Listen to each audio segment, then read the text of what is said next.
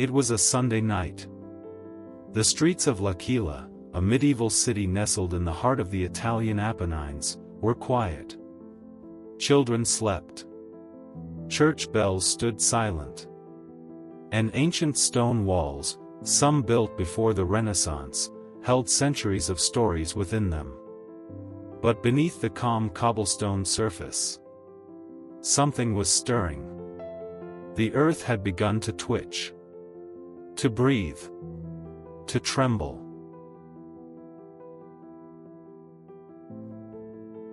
April 6, 2009, 3:32 a.m.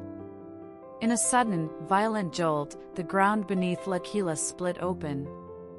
A magnitude 6.3 earthquake struck, ripping through the city with the force of 1,000 bombs.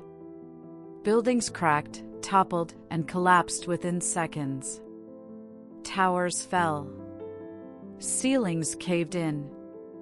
Entire neighborhoods turned to dust before anyone had a chance to scream. More than 300 people were killed.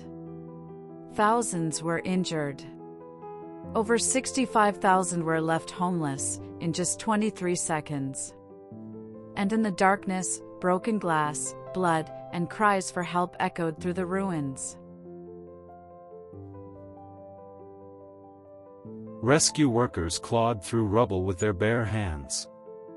They listened for the softest sounds, a gasp, a cry, a heartbeat. Some survivors were pulled out days later. Others never would be. Among the most tragic losses, children crushed beneath their beds. University students trapped in dormitories. A 98-year-old woman who survived by hiding under her bed, knitting, calmly, until rescuers came. Churches collapsed. Hospitals overflowed. Schools turned to shelters.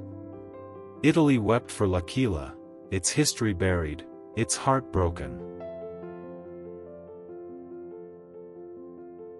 What makes L'Aquila more than a natural disaster is the controversy that followed. Weeks before the earthquake, tremors had rattled the region, dozens of them. Locals were scared. One seismologist even warned that a large quake could be imminent. But the public was reassured.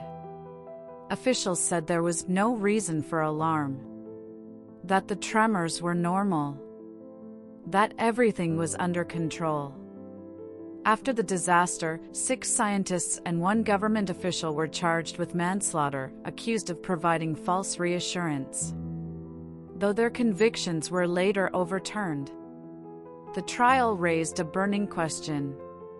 Can science predict earthquakes? And what happens when people trust it, and it's wrong?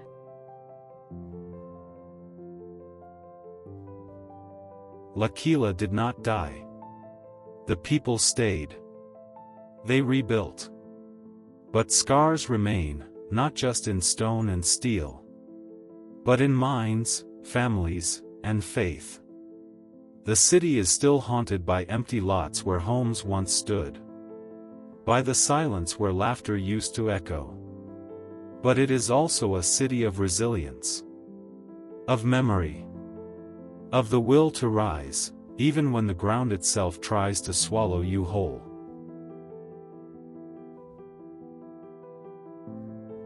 The L'Aquila earthquake became a symbol of the fragile line between nature and civilization, and the responsibility of truth in moments of fear.